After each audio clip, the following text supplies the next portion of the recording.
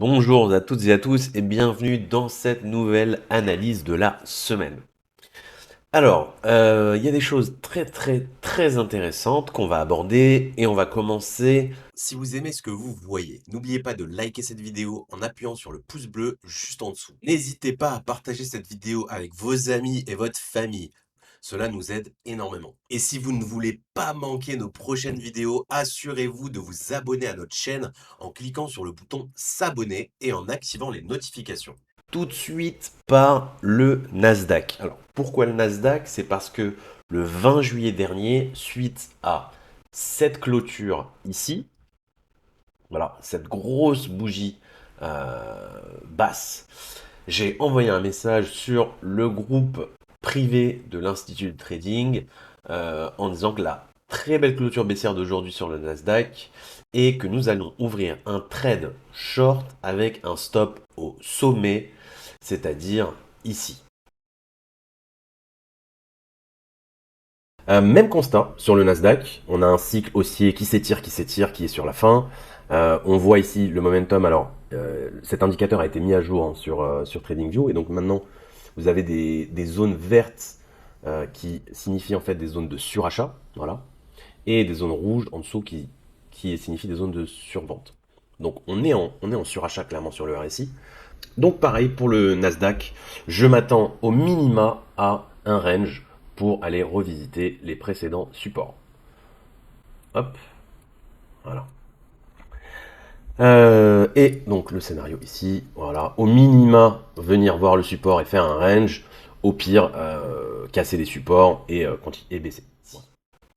Donc vous voyez le trade qui est sur l'écran. Donc la prise d'entrée, bon, elle était un peu basse ici avec un stop large.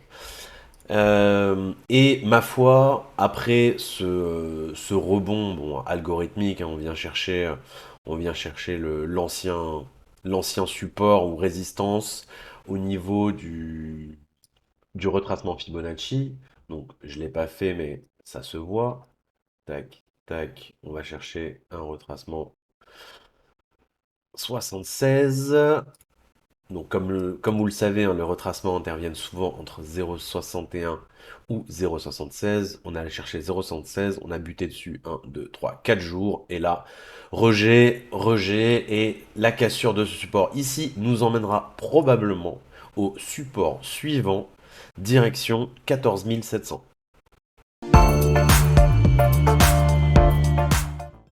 Potentiellement fin de semaine, semaine prochaine. Donc ça, pour moi, c'est une target minimale, hein, mais au vu de tout ce qui se passe et quand on dézoome, ben en fait, on voit que en termes de target, on pourrait aller beaucoup plus bas. Et c'est pour ça que personnellement, je vise, j'ai différentes targets, je vous les ai toutes mises ici. TP, TP, TP, TP, TP, avec voilà un TP que je dirais max sur la zone des 12 000 $. Mais on avisera bien sûr en fonction des signaux techniques que nous aurons si jamais on atteint cette zone-là. Donc on navigue tranquillement et on attend à chaque fois des clôtures weekly pour prendre des décisions. En tout cas, ce qu'on voit, c'est que la divergence baissière ici que j'ai détectée donc il y a quelques semaines est en train de se jouer. On va avoir potentiellement la semaine prochaine ce croisement baissier sur le MACD et donc on va entamer un vrai cycle baissier. Voilà. Concernant ce cycle baissier, je vous ai déjà donné voilà mes targets. Je pense honnêtement qu'on ira voilà tirer dans cette zone-là. À minima, je pense voilà la zone de 0,618. Ma foi, voilà cette zone des 0,5, c'est également un gros support. Hein, vous le voyez ici. Donc voilà, en tout cas, on a toutes nos zones qui sont désormais sur notre petit écran. Et donc, on va suivre ça avec grand intérêt, en tout cas dans les semaines qui suivent. Qu'est-ce que ça donne sur le S&P 500? J'avais évoqué voilà, les trois scénarios potentiels. Honnêtement, à la vue donc, de ce qui se passe sur le Nasdaq, je pense très honnêtement que ce scénario est à supprimer et que le scénario que je vais privilégier, ça va être celui-ci ou potentiellement celui-ci. Voilà. En tout cas, une baisse sur le Nasdaq m'incite fortement à voir que la baisse aussi également se prépare sur le S&P 500, même si on n'a pas eu voilà, ces divergences, etc. Mais le croisement baissier ici, on va l'avoir. Donc, et vu corrélation pardon, des deux, ça me semble aussi extrêmement intéressant. Et donc, je vous le dis, prenez un short si vous n'êtes pas dedans S&P 500, mettez votre stop ici si vous êtes frileux, ici si vous voulez prendre plus de précautions. Et pareil pour le Nasdaq, ça me semble être des très très très bons trades avec de très bons risques reward. Dow Jones également, on le voit, il est proche de sa résistance, mais je pense que voilà, le Dow Jones va prendre entre guillemets un peu moins cher. Euh, Parce qu'en fait, il s'est maintenu dans cette zone depuis un bout de temps. Voilà. Sachant que c'est plus en fait sur le Nasdaq et le S&P 500 que la hausse s'est faite de manière fulgurante. Surtout sur le Nasdaq. En fait. Donc clairement, le Nasdaq, c'est celui qui va corriger le plus. Voilà. Si vous hésitez entre les trois, prenez d'abord le Nasdaq, ensuite le S&P et potentiellement le Dow Jones. Si vous voulez en choisir qu'un, prenez le Nasdaq. On va regarder ce qui se passe sur le DXY. Alors, ça c'est magnifique ce qui se passe sur le DXY. Alors je vous rappelle qu'ici, c'était il y a 2 semaines, je vous avais dit que ce mouvement-là, c'est potentiellement un bear trap, c'est-à-dire que on va faire semblant de faire une cassure et on va la réintégrer. Et si ça se fait, ça va être extrêmement bull. Euh, pour moi, cette cassure-là, elle est haussière sur les indices à première vue, voilà, techniquement parlant. Sauf que il faut considérer les autres éléments, c'est-à-dire les indices, les actions et les cryptos, et les remettre dans le contexte. Donc, pour moi, ce que j'attends de voir, c'est est-ce qu'on va s'installer durablement sous cette résistance, et donc trader, je sais pas, comme ça, et que la tendance baissière se poursuit. Ce qui, pour moi, n'est pas mon scénario numéro un. Au contraire, je pense que la probabilité d'un tel scénario est assez faible. Et par contre, le scénario 2, ce serait qu'en fait, ce piège soit juste un piège baissier et qu'en fait, le dollar remonte au-dessus de cette résistance des 101. Voilà, le niveau des 101 qui est un niveau extrêmement important. Extrêmement boule. Parce qu'en fait, ce genre de pattern, ça casse des trendlines. Donc, la trendline qu'on va casser, ça va être celle-ci. Et donc, qu'est-ce qui va se passer? Donc c'est pour ça qu'ici, j'avais fait un petit retour ici, c'est que quand on va toucher cette trendline dans les jours qui suivent, on va potentiellement avoir un pullback. Pullback sur une zone logique de support, donc cette zone-là, peut-être un peu au-dessus, voilà, j'en sais rien, et qu'ensuite on va la casser cette trendline, et on va la casser très violemment pour aller chercher le niveau de résistance qu'on attend depuis des mois, c'est le niveau des 108-109 dollars. Voilà. Donc c'est en train de se passer à la perfection.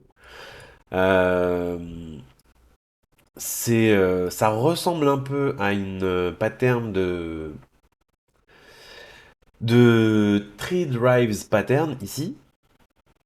Donc en fait, où on a un premier mouvement baissier, un deuxième qui est normalement un peu plus bas, et le troisième encore plus bas qu'on va casser en fait comme ça. Et donc c'est la cassure de cette trendline, l'alignement de ces trois sommets qui va provoquer le momentum haussier. Voilà.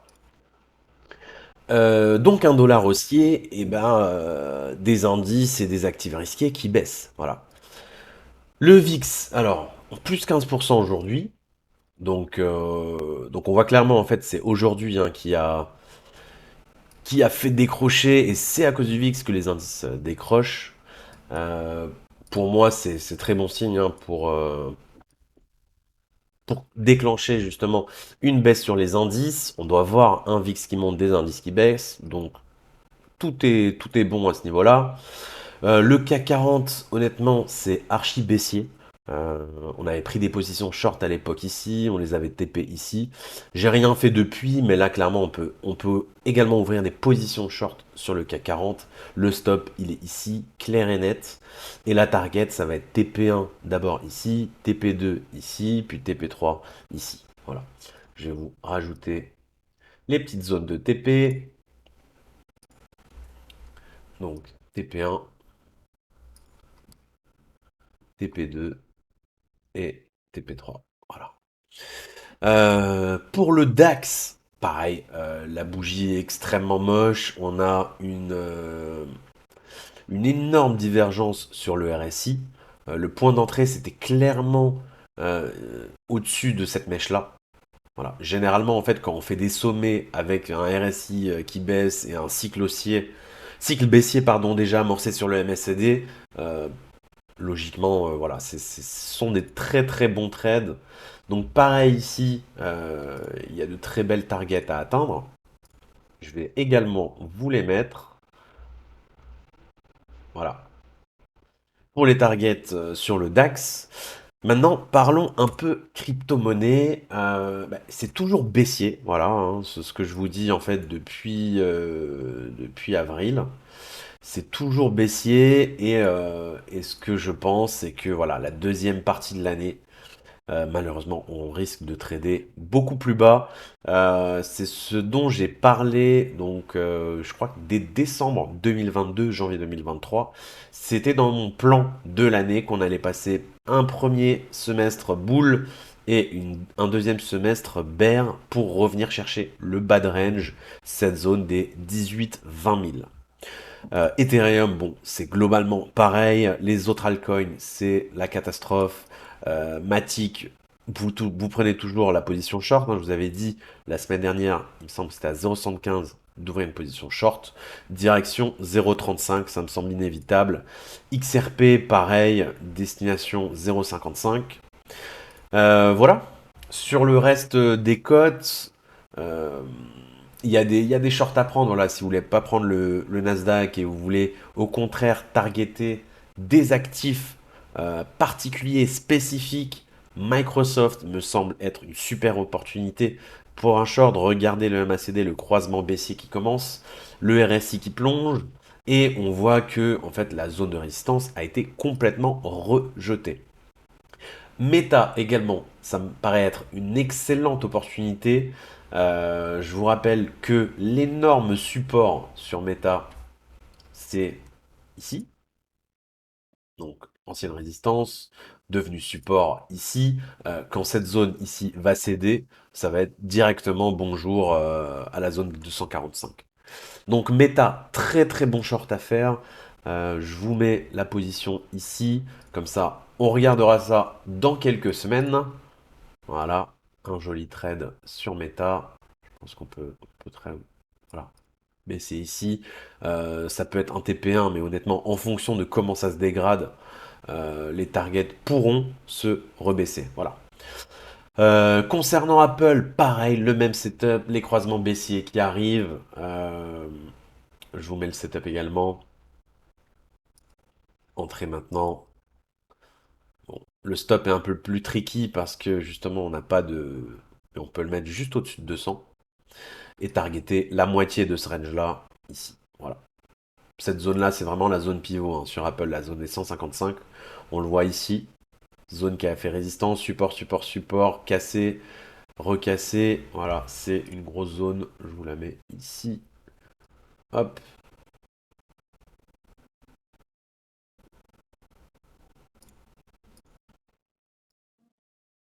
Et donc, voilà tout pour cette semaine. Il reste Netflix. Oui, Netflix.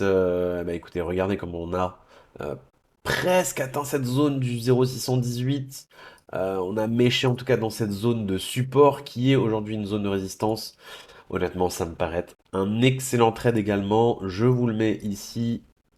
Sommet ici. Target au minimum la moitié du range. Hop.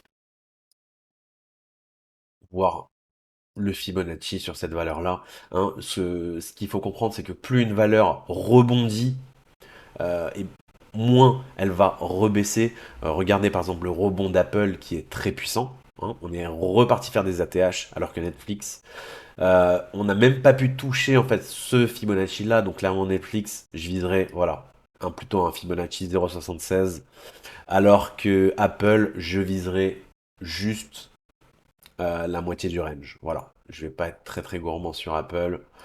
Je pense que déjà retourner à 155, c'est extrêmement bien. Voilà, je vous souhaite une excellente fin de semaine et je vous dis à bientôt. Au revoir.